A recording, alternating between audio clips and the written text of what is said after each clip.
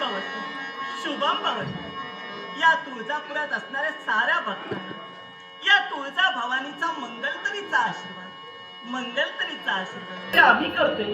मग असं असताना ही विश्वाची जी विश्वजन आदिमाया आदिशक्ती साऱ्या भक्तांना मंगलतरीचा आशीर्वाद. होय ना माते, मग या विश्वाची आदिमाया आदिशक्ती म्हणून तू नटली.